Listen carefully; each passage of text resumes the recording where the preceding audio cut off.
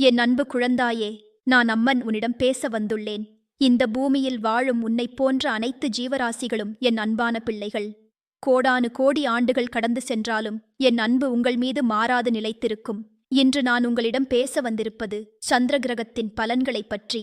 சந்திர கிரக பலன்கள் எப்படி நாம் அதை கையாள வேண்டும் என்பதை உங்களுக்கு விளக்கி சொல்லுவேன். சந்திரன் என்பது வெறும் வானத்தில் தெரியும் ஒரு பொருள் மட்டுமல்ல, அது உங்கள் மனதின் அதிபதி.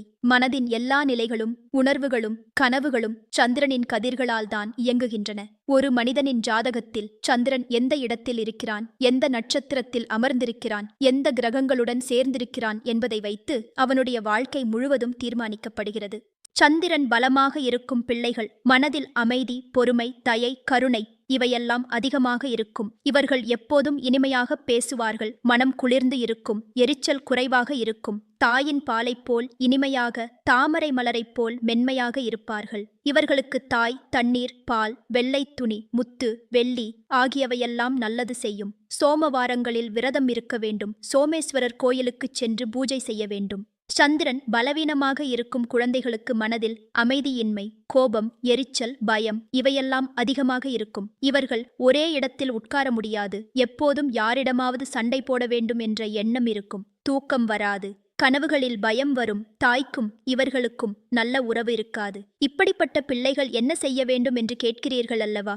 முதலில் சோமவார விரதம் மிகவும் முக்கியம். சோமவார அன்று உபவாசம் இருக்க வேண்டும். வெள்ளை துணி அணிய வேண்டும். வெள்ளை பூக்கள், வெள்ளை சந்தனம், வெள்ளை அரிசி இவையெல்லாம் சிவலிங்கத்திற்கு அர்ப்பணிக்க வேண்டும். சந்திர மந்திரம் சொல்ல வேண்டும். ஓம் சோம் சோமாய நமஃ என்ற மந்திரத்தை தினமும் 108 முறை சொல்ல வேண்டும். தண்ணீர் மிகவும் முக்கியமான பொருள். தூய்மையான நீரை எப்போதும் குடிக்க வேண்டும். இரவு நேரத்தில் வெள்ளித்தட்டில் அல்லது தாம்பாளத்தில் நீரை வைத்து சந்திரகிரணங்கள் விழும்படி வைக்க வேண்டும். அந்த நீரை மறுநாள் காலையில் குடிக்க வேண்டும். இது சந்திரனின் ஆற்றலை நம் உடலுக்குள் செலுத்தும். மனதில் குளிர்ச்சி வரும், அமைதி வரும். பால் மிகவும் நல்லது. ஆனால் வீட்டில் வளர்க்கும் பசுவின் பாலாக இருந்தால் இன்னும் நல்லது. பசுமாதா என்பது சந்திரனின் அவதாரம் என்று சாஸ்திரங்கள் சொல்கின்றன. பசுவை வணங்குவது, பசுவுக்கு உணவு கொடுப்பது, பசு நிறம் கொண்ட துணிகள் அணிவது இவையெல்லாம் சந்திரதோஷத்தை போக்கும். எள் கலந்த பால் குடிப்பது மிகவும் நல்லது. தேன் கலந்த பால் குடிப்பது மனதுக்கு மிகவும் நல்லது. முத்து மாலை அணிவது சந்திர தோஷத்தை போக்கும் ஒரு பழமையான முறை. முத்து என்பது கடலின் அமிர்தம். கடல் என்பது சந்திரனின் அதிகாரத்தின் கீழ் இருக்கிறது. அலைகள் ஏற்படுவதும் சந்திரனால்தான். அதனால் முத்து சந்திரனின் ரத்தினம் என்று சொல்லப்படுகிறது. செவ்வாய்க்கிழமை தவிர மற்ற நாட்களில் முத்து மாலை அணியலாம். ஆனால் முத்து இயற்கையானதாக இருக்க வேண்டும். செயற்கையானது அணியக்கூடாது. வெள்ளி ஆபரணங்கள் அணிவது நல்லது. வெள்ளி என்பது சந்திரனின் உலோகம். வெள்ளியால் செய்த கிண்ணத்தில் நீர் வைத்து குடிப்பது, வெள்ளித்தட்டில் உணவு சாப்பிடுவது, வெள்ளி வளையல், வெள்ளிச் சங்கிலி அணிவது இவையெல்லாம் சந்திர கிரகத்தின் சக்தியை அதிகரிக்கும். ஆனால் இவையெல்லாம் தூய்மையாக இருக்க வேண்டும். கலப்படமில்லாமல் இருக்க வேண்டும். வெள்ளை துணிகள் அணிவது மிகவும் நல்லது. சிவப்பு, பச்சை, மஞ்சள் இவற்றை விட வெள்ளை நிறம் சந்திரனின் நிறம். வெள்ளை பட்டு, வெள்ளை கதரம், வெள்ளை மென்பட்டு இவையெல்லாம் அணியலாம். மணிகள் மிக அழகாக இருக்க வேண்டும் என்பதற்காக வேறு நிறங்களை அணிவதை விட வெள்ளை நிற ஆடைகள் அணிவது உங்கள் மனதுக்கு நல்லது. தாமரைப்பூ மிகவும் முக்கியம். தாமரை என்பது சந்திரனின் பிரியமான பூ. தாமரைப் பூவை சிவலிங்கத்திற்கு சாத்தி வணங்குவது, தலையில் வைத்துக் கொள்வது, வீட்டில் தாமரைப்பூ பிடித்த செடிகளை வளர்ப்பது இவையெல்லாம் நல்லது. தாமரை இலைகளில் உணவு சாப்பிடுவது ஆயுர்வேத சாஸ்திரத்தின்படி மிகவும் நல்லது. தாமரை விதைகளை உணவில் சேர்த்துக் கொள்வது உடல் நலத்திற்கு நல்லது. நிலா வெளிச்சத்தில் நடக்க வேண்டும். பௌர்ணமி இரவுகளில் வெளியே சென்று நிலாவை பார்த்து தியானம் செய்ய வேண்டும். நிலா வெளிச்சம் உங்கள் மனதில் படும்போது அமைதியான அதிர்வுகள் உங்கள் உள்ளத்தில் பரவும். இரவு நேரங்களில் 3 மணி முதல் 6 மணி வரை தியானம் செய்வது மிகவும் நல்லது. இந்த நேரத்தில் சந்திரனின் சக்தி அதிகமாக இருக்கும். 3 நாட்களுக்கு ஒரு முறை உப்பு போடாமல் சாப்பாடு சாப்பிட வேண்டும். இது சந்திர தோஷத்தை போக்கும் ஒரு சிறந்த முறை. உப்பு என்பது நீர் சத்தை உடலிலிருந்து வெளியேற்றும் தன்மை கொண்டது. சந்திரன் என்பது நீர் சத்தின் அதிபதி. அதனால் சில நாட்கள் உப்பில்லாமல் சாப்பிடுவது உடலில் நீர் சத்தை அதிகரிக்கும். மனதில் அமைதியை அதிகரிக்கும். கடல் நீரில் முழுகுவது மிகவும் நல்ல பரிகாரம். கடல் என்பது சந்திரனின் கட்டுப்பாட்டில் உள்ளது. அதனால் கடல் நீரில் முழுகுவது சந்திர தோஷத்தை போக்கும். ஆனால் கடலில் முழுகும் போது ஓம் வருணாய நமஃப் என்ற மந்திரத்தை சொல்லி முழுக வேண்டும். வருணன் என்பது நீரின் தேவன். நீரின் எல்லா சக்தியும் வருணனின் கட்டுப்பாட்டில் உள்ளது. தீர்த்த யாத்திரை செல்வது மிகவும் நல்லது. குறிப்பாக கங்கை, யமுனை, காவேரி, கிருஷ்ணா, கோதாவரி போன்ற புனித நதிகளில் ஸ்நானம் செய்வது சந்திரதோஷத்தை போக்கும். இந்த நதிகளின் நீர் அமிர்தம் போன்றது. இவற்றில் ஸ்நானம் செய்யும் போது பாவங்கள் கழுவப்படும். சந்திர கிரகத்தின் தீய சக்தி நீங்கும். ருத்ராட்சம் அணிவது மிகவும் நல்லது. குறிப்பாக 2 முகம் கொண்ட ருத்ராட்சம் சந்திர தோஷத்திற்கு மிகவும் நல்லது. 2 முகம் என்பது சிவ பார்வதியின் ஐக்கியத்தை குறிக்கும். சந்திரன் என்பது மனதின் அதிபதி, பார்வதி என்பது சக்தியின் அதிபதி. இவர்கள் இருவரும் சேர்ந்தால்தான் மனதில் அமைதி வரும். ருத்ராட்சம் அணிவதற்கு முன் பஞ்சாமிர்தத்தில் ஊற வைத்து பின் கங்கை நீரில் கழுவி ஓம் நமஃ சிவாய என்ற மந்திரத்துடன் அணிய வேண்டும். சிவலிங்க பூஜை மிகவும் முக்கியம். சிவன்தான் சந்திரனை தன் சிரசில் வைத்திருக்கும் தேவன். அதனால் சிவனை வணங்குவது சந்திர தோஷத்தை போக்கும் நல்ல முறை. திருவாதிரை நட்சத்திர நாட்களில் சிவலிங்கத்திற்கு அபிஷேகம் செய்ய வேண்டும். பால், தயிர், நீர், தேன், கரும்புச்சாறு, எலுமிச்சைச்சாறு ஆகியவற்றால் அபிஷேகம் செய்யலாம். வெள்ளைப்பூ, தாமரைப்பூ, மல்லிப்பூ சாத்தி வணங்க வேண்டும்.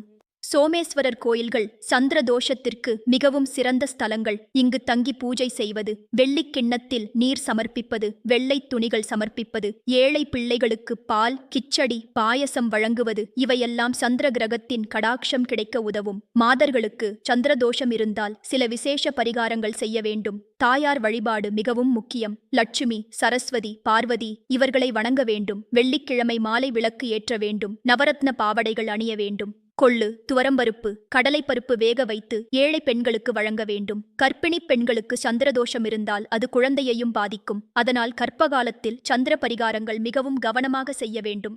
தினமும் சிவலிங்கத்திற்கு நீராட்டு செய்ய வேண்டும். உப்பு குறைவாக சாப்பிட வேண்டும். நிலா வெளிச்சத்தில் நடக்க வேண்டும். ஓம் சோமாய நமஃப் என்ற மந்திரத்தை தியானம் செய்ய வேண்டும். பிள்ளைகளுக்கு சந்திர தோஷம் இருந்தால் வேறு பரிகாரங்கள் செய்ய வேண்டும்.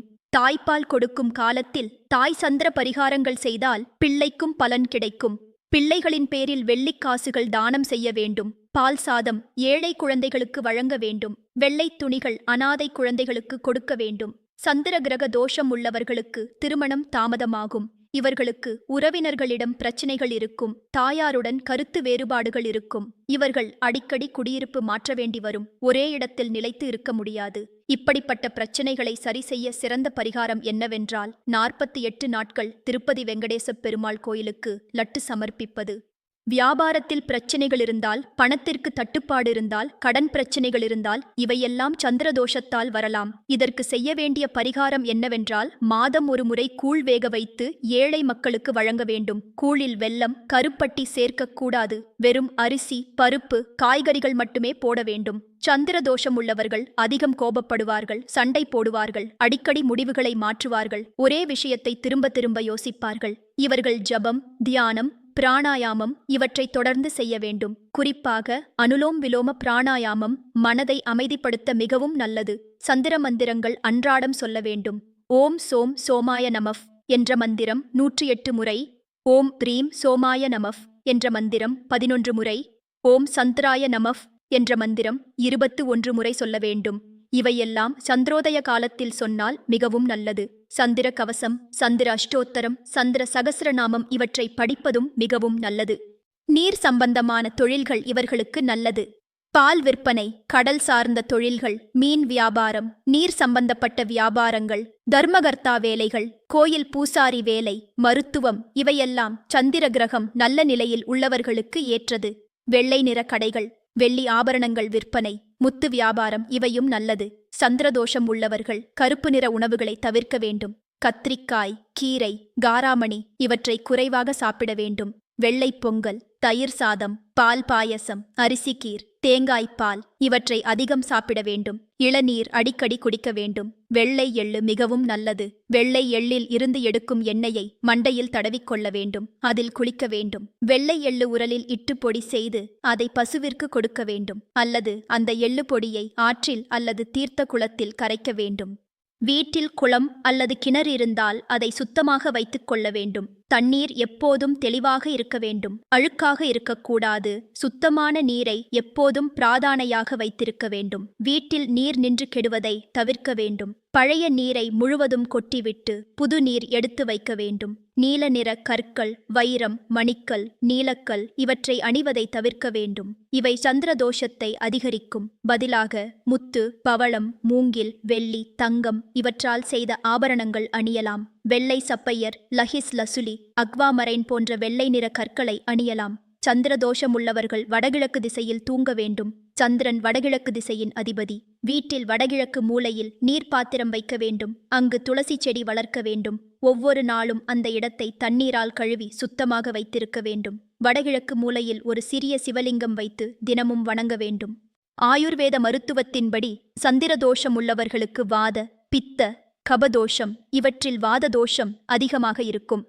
வாததோஷத்தை குறைக்க எண்ணெய் மசாஜ் செய்ய வேண்டும். சூடான நீரில் குளிக்க வேண்டும். மசாலா குறைவாக சாப்பிட வேண்டும். இந்த மருத்துவ முறைகளுடன் சேர்த்து ஆன்மீக பரிகாரங்களையும் செய்ய வேண்டும். பிராணாயாம பயிற்சி மிகவும் அவசியம். உஜ்ஜாயி பிராணாயாமம், நாடி சுத்தி பிராணாயாமம், சந்திரபேதனா பிராணாயாமம் இவற்றை தொடர்ந்து பயிற்சி செய்ய வேண்டும். இடக்கை நாசி வழியாக மூச்சை இழுத்து வலக்கை நாசி வழியாக விடுவது சந்திரபேதனா பிராணாயாமம். இது மனதை அமைதிப்படுத்தும். சந்திர தோஷத்தை குறைக்கும். யோக ஆசனங்களில் சந்திர நமஸ்காரம் மிகவும் நல்லது. சூரிய நமஸ்காரம் செய்வதை விட சந்திர நமஸ்காரம் செய்வது இவர்களுக்கு ஏற்றது. அர்த்த சந்திராசனம், சசாங்காசனம், யோக நித்ராசனம் இவற்றை பயிற்சி செய்ய வேண்டும். மேலும் பத்ம ஆசனத்தில் உட்கார்ந்து தியானம் செய்வது மிகவும் நல்லது. ஜோதிட சாஸ்திரத்தின்படி சந்திரன் மிகவும் முக்கியமான கிரகம். இது ராசி, நட்சத்திரம், திதி, தசை, புத்தி எல்லாவற்றிலும் பிரதான பங்கு வகிக்கிறது. அமாவாசை, பௌர்ணமி காலங்களில் சந்திரனின் சக்தி மிகவும் அதிகமாக இருக்கும். இந்த நேரத்தில் தானம், தர்மம், ஜபம், தப, யோகம் செய்வது மிகவும் பலனளிக்கும். நவராத்திரி காலங்களில் சந்திர பரிகாரங்கள் செய்வது மிகவும் சிறப்பானது. அம்பாள் வழிபாடு செய்வது, கன்னிப் பெண்களை வணங்குவது, மாதர்களுக்கு புடவை, தாலி, வளையல் தானம் செய்வது இவையெல்லாம் சந்திர கிரகத்தின் அருளை பெற உதவும். குறிப்பாக சரஸ்வதி பூஜையின் போது வெள்ளை படுகைகள், வெள்ளை மலர்கள் சமர்ப்பிப்பது நல்லது. திருவாதிரை நட்சத்திர காலங்களில் சிவன் கோயில்களில் திருவாதிரை நோன்பு இருக்க வேண்டும். இந்த நோன்பில் கூழ் சாப்பிட மட்டுமே அனுமதி. அரிசி, பருப்பு சேர்த்து கூழ் வேக வைத்து வெற்றிலை, பாக்கு, மஞ்சள், குங்குமம் சேர்த்து நைவேத்தியம் செய்ய வேண்டும். மறுநாள் காலையில் அந்த கூழை குடும்பத்தினர் சாப்பிட வேண்டும். கார்த்திகை திருவிளக்கு காலத்திலும் சந்திர பரிகாரம் செய்யலாம். ஆனால் நெய் விளக்கு ஏற்றுவதை விட எண்ணெய் விளக்கு ஏற்றுவது சிறந்தது. கடலை எண்ணெய், தென்னை எண்ணெய், விளக்கெண்ணெய் இவற்றில் தினமும் விளக்கு ஏற்ற வேண்டும். 48 நாட்கள் தொடர்ந்து விளக்கு ஏற்றினால் சந்திர தோஷம் குறையும். மார்கழி மாத கொள்ளு வேக வைத்து தானம் செய்வது, பொங்கல் பண்டிகையில் வெண்பொங்கல் செய்து கோயிலில் நைவேத்தியம் செய்வது, தை அமாவாசையில் எள்ளு, வெல்லம் கலந்து பித்ரு கர்மா செய்வது இவையெல்லாம் சந்திர கிரக தோஷத்தை போக்கும் சிறந்த நாட்கள் மற்றும் பரிகாரங்கள். ஆனி, ஆடி, கார்த்திகை, மார்கழி மாதங்களில் தீர்த்த யாத்திரை செல்வது மிகவும் நல்லது. குறிப்பாக சேது சமுத்திரம், திருப்பதி, காஞ்சிபுரம், மதுரை, ராமேஸ்வரம், கன்னியாகுமரி இவற்றிற்கு யாத்திரை செல்வது சந்திர கிரகத்தின் அருளைப் பெற உதவும். திருச்செந்தூர் முருகன் கோயிலில் கடல் ஸ்நானம் செய்வது மிகவும் சிறப்பானது.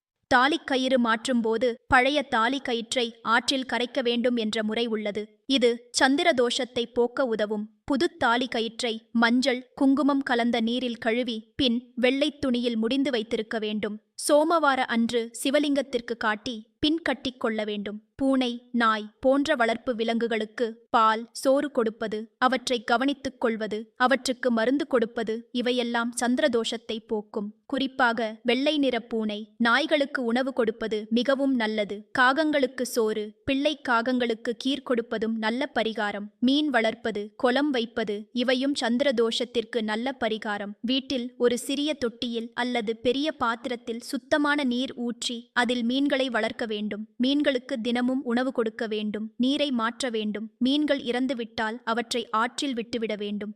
தாமரை, ஆல், பீபல், துளசி, வில்வம் இந்த மரங்களுக்கு தண்ணீர் ஊற்றுவது, அவற்றை வளர்ப்பது மிகவும் நல்லது. குறிப்பாக முழுமையாக வளர்ந்த ஆலமரத்தின் கீழ் அமர்ந்து தியானம் செய்வது, அந்த மரத்திற்கு வெள்ளைத் துணி, தேன், பால் சமர்ப்பிப்பது சந்திர கிரகத்தின் அருளை பெற உதவும். துளசி செடிக்கு தினமும் நீர் ஊற்றி மாலையில் விளக்கு ஏற்றி வணங்க வேண்டும். சிவராத்திரி, பிரதோஷ காலங்களில் சிவன் கோயில்களில் இரவு முழுவதும் விழித்திருந்து சிவநாமம் சொல்லி சிவன் பாடல்கள் பாடி தியானம் செய்ய வேண்டும். இவற்றில் குறிப்பாக கங்கை ஆர்த்தியும் சந்திரசேகர அஷ்டகமும் பாடுவது மிகவும் நல்லது. ஜடா ஜூட சமூல்லசத் கங்காதரங்க ஸ்பிருத் என்ற ஸ்லோகத்தை குறிப்பாக பாட வேண்டும். ஹனுமானை வணங்குவதும் சந்திர தோஷத்திற்கு நல்ல பரிகாரம். செவ்வாய்க்கிழமை மற்றும் சனிக்கிழமை ஹனுமான் கோயிலில் வெண்வேட்டி அணிந்து வெள்ளை பூ மாலை வெள்ளை சந்தனம் சாத்தி சுந்தரகாண்டம் பாராயணம் செய்ய வேண்டும். ஹனுமான் சாலீசாவை 11 முறை சொல்ல வேண்டும். ராம் ராம் ஜெய் ராம் ராம் ஜெய் ஜெய் ராம் என்ற மந்திரத்தை 1008 முறை சொல்ல வேண்டும். சித்த மருத்துவத்தின்படி சந்திரதோஷம் உள்ளவர்களுக்கு சீதகுணம் கொண்ட மருந்துகள் நல்லது. சந்தனம், கற்பூரம், இலவங்கம், ஏலக்காய், பெருங்காயம், மிளகு, சுக்கு இவற்றை சரியான அளவில் எடுத்துக்கொள்ள வேண்டும். தலைவலி, கண் எரிச்சல், தூக்கமின்மை இவற்றிற்கு இயற்கை மருந்துகள் சாப்பிட வேண்டும். நீரிழிவு, இரத்த அழுத்தம் இவற்றிற்கு வேப்பிலை, துளசி, ஆவாரை பூ உபயோகிக்கலாம். சந்திர தோஷம் உள்ளவர்கள் எந்த நேரத்தில் என்ன செய்ய வேண்டும் என்பதற்கு சில முறைகள் உள்ளன. அதிகாலை 4 மணிக்கு எழுந்து முதலில் அன்னையின் திருநாமத்தை சொல்லி பின் குளித்துவிட்டு பூஜை அறையில் சென்று சிவலிங்கத்திற்கு நீராட்டு செய்ய வேண்டும். காலை 6 மணிக்கு சூரிய நமஸ்காரம் 5 தடவை செய்ய வேண்டும். பின் பிராணாயாமம் 15 நிமிடங்கள் செய்ய வேண்டும். காலை உணவு சாப்பிடுவதற்கு முன் ஒரு டம்ளர் இளநீர் குடிக்க வேண்டும். சாப்பாட்டில் தயிர், மோர், நெய், பால் சேர்த்துக் கொள்ள வேண்டும். மதிய உணவு 12 மணிக்கு முன் முடித்துவிட வேண்டும். மதியம் தூங்கக்கூடாது. பதிலாக 1 மணி நேரம் தியானம் செய்ய வேண்டும் அல்லது ஆன்மீக நூல்களை படிக்க வேண்டும். மாலை 6 மணிக்கு விளக்கு ஏற்றி அம்பாளை வணங்க வேண்டும். லட்சுமி அஷ்டோத்தரம் சொல்ல வேண்டும். இரவு உணவை 8 மணிக்குள் முடித்துவிட வேண்டும். இரவு பால் குடிக்கலாம். 10 மணிக்கு உறங்கச் செல்ல வேண்டும். உறங்கச் செல்வதற்கு முன் ராமநாமம் அல்லது ஓம் நமः சிவாய என்ற மந்திரத்தை சொல்லிக்கொண்டே தூங்க வேண்டும். திருப்பாவை, திருவெம்பாவை படிப்பது சந்திர தோஷத்திற்கு மிகவும் நல்லது. மார்கழி மாதம் முழுவதும் அதிகாலையில் எழுந்து குளித்துவிட்டு கோயிலுக்கு சென்று திருப்பாவை பாராயணம் செய்ய வேண்டும். வையத்து வாழ்வீர்காள் என்று தொடங்கும் இந்த பாசுரங்கள் மனதுக்கு அமைதியை கொடுக்கும். சந்திர கிரகத்தின் அருளைப் பெற உதவும். விஷ்ணு சகஸ்ரநாமம், லலிதா சகஸ்ரநாமம், சிவ சகஸ்ரநாமம் இவற்றில் ஏதேனும் ஒன்றை தினமும் பாராயணம் செய்ய வேண்டும். இவற்றில் லலிதா சகஸ்ரநாமம் சிறிது கடினமானது, ஆனால் மிகவும் பலனளிக்கும். இதில் சந்திர ரேகா விபூஷிதா, சிதாக்னி குண்ட சம்பூதா போன்ற நாமாவளிகள் சந்திர கிரகத்தின் சக்தியை அதிகரிக்கும். 108 வகை துளசி வகைகள் உள்ளன என்று சாஸ்திரங்கள் சொல்கின்றன. இவற்றில் கிருஷ்ண துளசி, ராம துளசி, விருந்தா துளசி, கபூர் துளசி இவை முக்கியமானவை. இவற்றை வீட்டில் வளர்த்து தினமும் பூஜை செய்து மாலையில் விளக்கு ஏற்ற வேண்டும். துளசி இலையை சாப்பிடும்போது மென்று விழுங்கக்கூடாது, நீருடன் விழுங்க வேண்டும். இது ரசனை, செரிமானம், இரத்த சுத்தி ஆகியவற்றுக்கு நல்லது.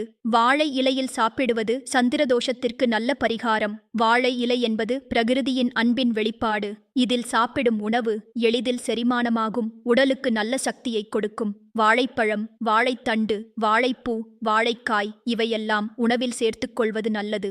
அன்னதானம் செய்வது சந்திரதோஷத்திற்கு மிகப்பெரிய பரிகாரம். குறிப்பாக ஏழை பெண்கள், விதவைகள், கர்ப்பிணி பெண்கள், சிறு குழந்தைகள் இவர்களுக்கு அன்னதானம் செய்வது மிகவும் நல்லது. பால் சாதம், தயிர் சாதம், வெண்பொங்கல், பாயசம் இவற்றை வழங்குவது சிறப்பானது. மாதம் ஒரு முறையாவது இப்படி அன்னதானம் செய்ய வேண்டும்.